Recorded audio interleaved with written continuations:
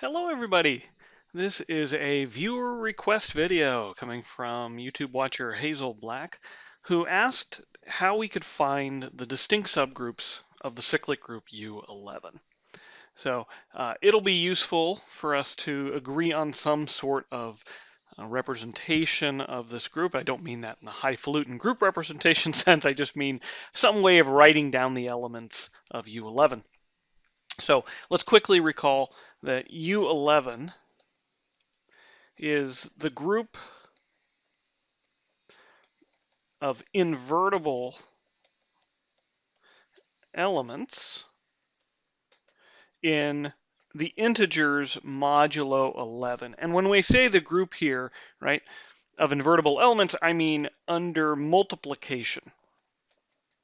Under multiplication, because in Z mod 11Z, or if you're reading like Hungerford, they'll call this Z11, which I get really annoyed at because this is the 11 adic integers. But in any case, under addition, right, everything other than or everything in here is invertible. So that's not a very interesting question.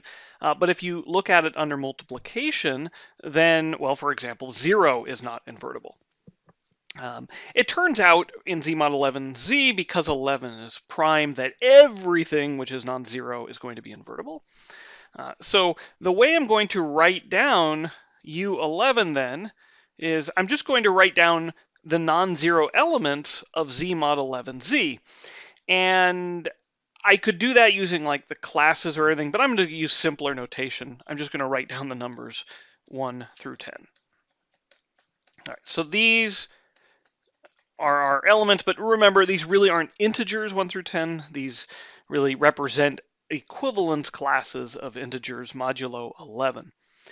Now, the key fact we're going to use in order to find the subgroups of U11, so the key fact is that whenever you have a cyclic group of order n, so if G is a cyclic group of order n, then for every divisor of n, right? And of course, when I say divisor here, I mean positive divisor. For every divisor m of n,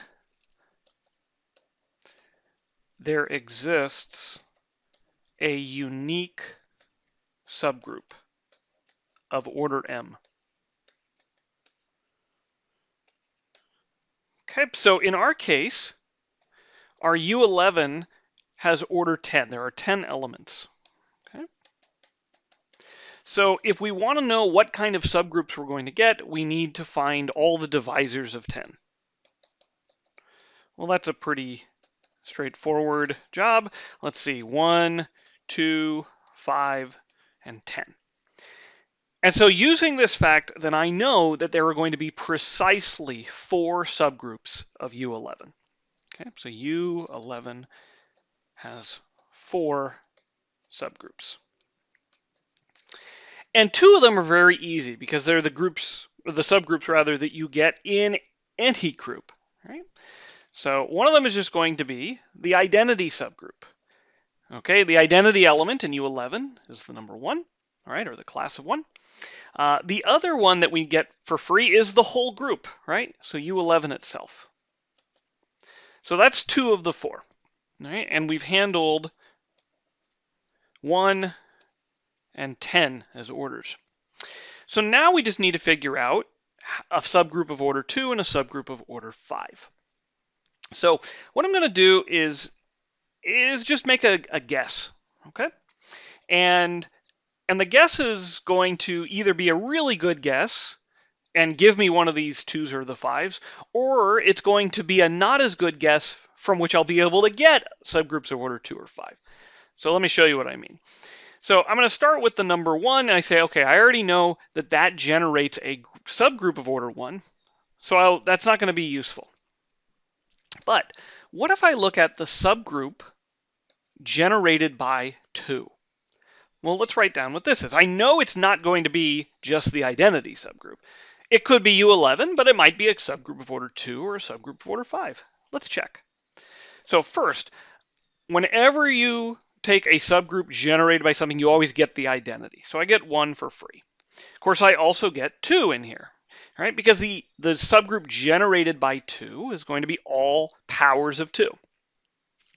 The next thing I'll get is 2 squared, which is 4. Then I'll get 2 cubed, which is 8. And then I'm going to get 2 to the 4th. Okay, well, I could compute it as 16. In fact, that's what I'll do. But remember, I get to reduce everything modulo 11. So this is going to be congruent to 5. All right, I keep going. 2 to the 5th. Well, now 2 to the 5th, that's just multiplying 2 to the 4th by 2. So I just have to multiply 5 by 2. And I'll end up with 10. All right, I can keep going if I want. It turns out I don't have to. I've actually done enough to solve the problem, but let's just do it for fun, and then I'll explain why we didn't actually need to do any more. So next one would be 2 to the 6th, which I get by multiplying 10 by 2, which is 20. Get rid of 11, and I'm down to 9. Then we have 2 to the 7th, which is going to be, well, let's see, 9 times 2 is 18. Get rid of 11, and I'm down to 7.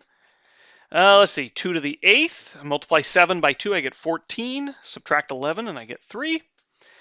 2 to the 9th, okay, 2 times 3 is 6. And then 2 to the 10th, okay, 2 times 6 is 12. But you subtract 11 and you get a 1, which we already had at the beginning, so I don't need this 2 to the 10. Okay. So let's count, make sure we have the right number of elements. We have 1, 2, 3, 4, 5, 6, 7, 8, 9, 10. Excellent, right? We can't have more than 10. And in fact, what we've just shown, right, is that we're getting all of the elements of U11, right? We knew that U11 was a cyclic group, and we just found a generator. All right. So this did not give us a new subgroup, right? It actually just gave us the subgroup we already had. However, we can now use this presentation of U11, right? We now have a generator to construct subgroups of order 2 and 5. How are we going to do that? Well, if I take 2 and I raise it, okay, let's see, say I'm trying to get a subgroup of order 2. What I'm going to do is raise 2 to the 10 divided by 2. Okay, 10 was the order of the group, and I divide by the size that I want. Okay, so 2 to the 10 over 2. Well, 10 over 2 is 5. So this would be 2 to the 5th. Now we computed 2 to the 5th, and we said, oh, that's 10. So the subgroup generated by 10. Well, I claim that this actually has to be a subgroup of order 2. And an easy way to see that is say, well, okay, first, we know it has 1 in it. It's going to have 10, but 10 is also congruent to -1 modulo 11, right? It's 1 less than 11. If you subtract 11 from 10, you get -1. So I could put a -1 in here instead of a 10. Doesn't matter. But if I square -1, I get 1. So in fact, that's the entire thing, right? So I could write it as 1 and -1, or I can write it as 1 and 10 if we prefer. It doesn't matter. Okay, and this is a subgroup of order 2. So we have found our subgroup that corresponds to the divisor 2. Okay, now how do we get 5? Well, we do it in the same way. I'm going to take 2 and I'm going to raise it to the 10 over 5. Of course, 10 over 5 is just 2. So I get 2 squared, which is 4. So again, I claim this is going to end up being a subgroup of order 5. All right. So let's see. I get 1, I get 4. Now, what happens when I square 4? Well, I'm just going to be jumping, instead of 2 squared, I'll go to 2 to the 4th. So I jump by 2 in this picture. So the next one would be a 5. And then if I multiply by 4 again, I jump 2, and I get a 9. And I multiply by 4 again, I jump 2 and get a 3. And then finally, I jump by 4, or 2 again, and okay, there's 1, but now I'd go to 2 to the 10th, and 2 to the 10th we saw was 1. So in fact, there we go. We've found our subgroup of order 5. Okay, so you can always produce your subgroups of a cyclic group in this way. If you can find a generator, then you can just take powers of that generator, right? And you do it in the way that, okay, if you want a subgroup of order 2, you take the 10 divided by 2. You want a subgroup of order 5, take 10 divided by 5 as your power. Okay, this will always work. All right, so there you go. That's how we can find all the subgroups of a cyclic group U11. It wouldn't, if you changed, U11 to another group, that'd be fine. I guess one thing I could say at the end is, what if I hadn't been so lucky? What if I hadn't found a generator right off the bat? Well, if I hadn't found a generator, then, for example, maybe I started with 4, right, instead of 2. Well, then I would have had a subgroup of order 5. All right, and so that wouldn't have solved the whole problem, but then I'd say, okay, well, I've solved some of the problem. Now let me just choose another thing. And I wouldn't want to choose anything in this subgroup generated by 4, because other than 1, they're all going to have order 5, it turns out. Again, that's just because 5 is prime.